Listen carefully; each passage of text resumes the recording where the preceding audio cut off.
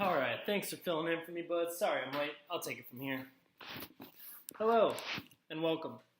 Today, we're going to be looking at some case formulation and CBT intervention techniques for our client, Austin. Austin is a 23-year-old Caucasian male living in the Los Angeles area. He is currently employed at a local glass manufacturing company. Following high school, he immediately moved to Las Vegas, Nevada in an attempt to separate himself from his family of origin where he had experienced frequent distress. Looking at Austin's case formulation, we see that he grew up in California and was the middle child among 3 kids.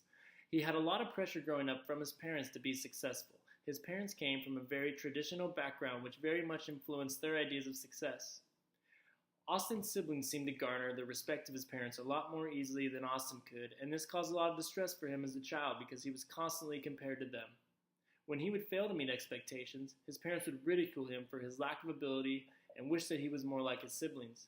And throughout his childhood, he always felt as if he was trying to impress his parents and could never quite live up to their expectations, no matter what he did. So this resulted in him moving to Las Vegas immediately after high school and creating as much distance as he could between his parents. These childhood experiences still affect Austin's thinking, emotions, and behavior today. These events seem to have fostered a core belief within Austin that I can't do anything right. The effect of this can be seen in various ways throughout Austin's life. This core belief manifests itself in some of Austin's conditional assumptions and intermediate beliefs, such as I am not good enough and no matter what I do, I can't impress my parents. As a compensatory strategy, Austin typically employs escaping or fleeing behavior as most heavily noticed in his move to Las Vegas upon graduation. We will now look at 3 different situations in which Austin's core belief manifests itself throughout his life. The first situation takes place when he first moved to college and chose to enroll as a communications major. His parents did not approve of this idea and wished that he would do something more financially successful, specifically compared with the path that his siblings took. Austin's automatic thought in this situation was that my parents do not believe in my skill set. And the meaning of that automatic thought and the emotions behind it was that I'm not good enough, which caused Austin a lot of sadness. And the behavior that followed was more rigidity in his role and further distancing himself from his parents. Another situation involved a couple Thanksgivings later when Austin returned home for the holidays. His sister had just received a new promotion at work, and his parents and the rest of his family were heavily congratulating her for this. Among that congratulations, a comment was made to Austin that, why can't you be more like your sister? The automatic thought here was, why is it always my fault? The meaning of this thought being that his sibling's success automatically meant his failure. The emotions involved here were not as focused on sadness as much, but more on anger, which resulted in a conflict with his parents that broke out in an argument. A third situation, which was very recent, involved Austin getting his most recent job. During the interview, the boss exclaimed that the person who had his job before him had very big shoes to fill and that Austin must succeed at this job in order to live up to expectations. The automatic thought that Austin experienced here was, well, if I can't do this, I suppose my parents are right. The meaning of this thought is Austin is still viewing success through the lens of his parents as opposed to his own. The emotion Austin felt here was not sadness or anger, but determination. And the behavior that followed was Austin devoting more than 60 hours a week to his job in an attempt to prove to himself that he was capable and competent. While looking through the DSM, we attempted to find a qualifiable diagnosis that we could use in treatment for Austin's experiences. I found no major diagnosis that Austin qualified for, but the V code for parent-child relational problems seemed to fit him perfectly as he is experiencing a lot of pressure from his parents to perform and to be successful, compromising his own sense of independence. We will now be going over some CBT-based goals and intervention techniques that I believe would be useful for Austin in the course of therapy. Since Austin cannot be with us here today, I will be using Chunk to sub in for him. Thanks for volunteering, Chunk. How you doing today? Oh, that's great. So, the first goal that I would like to work on with Chunk is increasing his self-esteem. The objective behind this goal will be that Chunk will increase his self-esteem by increasing the awareness of his own successes. The intervention technique that I would first like to employ is recognizing mood shifts. This is a useful technique to help clients find real-life examples of how automatic thoughts influence their emotional responses. Changes in mood are recognized in therapy and then expanded upon. When these mood shifts occur, the therapist can prompt the client by asking, what was going on through your head right now? In order to elaborate on clients' automatic thoughts and their subsequent emotions. The periods of arousal allow automatic thoughts and schemas to become more accessible. My rationale for this technique is that Chunk here has a lot of automatic thoughts that are rooted in not being good enough. Although this exists, he seems to have garnered a sense of self-accomplishment with the tasks that he has pursued on his own. He has gradually made his personal success an overall part of his identity. I would like to use recognizing mood shifts to flag the positive moods that he demonstrates. By catching these moments and asking what he is thinking at that moment, it could foster some reflection on his personal achievement, which could in turn improve his self-esteem.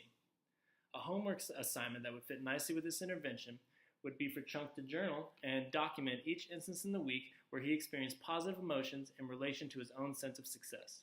I would like him to elaborate on how this made him feel and how it demonstrates his own abilities. I think this would positively impact his self-esteem. Another CBT intervention that I think would be useful in improving Chunk's sense of self-esteem would be generating alternatives. Generating alternatives is a useful way to get clients to start doubting their maladaptive schemas and search for alternative explanations. At first, clients reveal that their automatic thoughts at a given situation, which in turn funnels into their core beliefs. The therapist and the client together generate alternative explanations for these events, which in turn can help the client adapt new, more adaptive schemas. My rationale here is that this could be useful in helping Chunk modify his sense of self-esteem. When he feels like he failed at something, he generates this idea that he's not good enough. This technique could be useful to find possible counter-explanations, including maybe other people taking more of the responsibility for why he feels that way since they're putting so much pressure on him. By doing this, we could help Austin, or Chunk, take some of the weight off his shoulders and provide him with alternative explanations. In doing so, it'll likely benefit Chunk's self-esteem. A homework assignment that would accompany this technique would be to have Chunk journal and think of alternative explanations throughout the week for whenever he is experiencing low self-esteem and he attributes to his own performance. He could generate alternatives, which we could work on in our next session. The second goal that I wish to employ with Chunk in our CBT intervention is increase communication with his parents.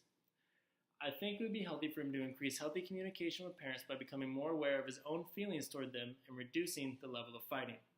The first intervention technique that I believe would be useful here would be a thought record. A thought record is a useful CBT tool used for helping clients become more aware of their automatic thoughts and associated feelings. It can be done by creating 3 columns on a piece of paper labeled situation, automatic thought, and feeling. The client then identifies the situations and the thoughts and feelings that were elicited. This can help clients gain a better understanding of their thinking patterns. I think this technique would be useful in this case because I feel that Chunk has some thoughts and feelings associated with his parents that he doesn't quite fully understand. I would imagine that if we were to collectively gain a better understanding of these thoughts and feelings, that we could turn them into more adaptive conversation spaces with his parents and thus improving their overall relationship.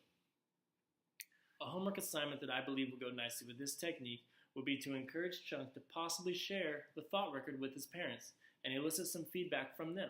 I think this would help draw them closer together. Another useful CBT technique that I believe would go well with this goal would be imagery and role play. This is a useful technique for clients to reenact certain situations in which they felt a certain level of discomfort. The therapist could act in a supporting role as the client engages in the situation. This can help the client re-experience some of those emotions involved as well as gain additional clarity. This technique would be very useful for Chunk in helping him relive some of the confrontations he had with his parents without the additional pressure of them actually being there in the room. By doing this, we could re-engage with some of those emotions and work through them together. It also aids Chunk in being able to perceive the situation from the lens of his parents. This could help him gain more clarity into his interactions with his parents and promote more positive interactions in the future. A homework assignment that I believe would go nice with this would be to have Chunk once again journal about his experience and what he thought about doing the exercise in therapy, as well as any additional comments that he would like to make towards his parents. The goal being to share his perspective on the matter in a calm and engaging way. We could discuss this further in our next session. Thank you for watching this video today, where we looked at Austin through a case formulation as well as some CBT intervention goals and techniques. We looked at Austin's early childhood experiences and how they resulted in a core belief that he couldn't do anything right, which resulted in automatic thoughts such as, I'm not good enough and no matter what I do, I can't impress my parents. We see how this was evidenced throughout his life and how it resulted in compensatory strategies such as escaping and fleeing behavior. We then reviewed some CBT intervention techniques, which included goals such as increasing self-esteem as well as increasing healthy communication with his parents.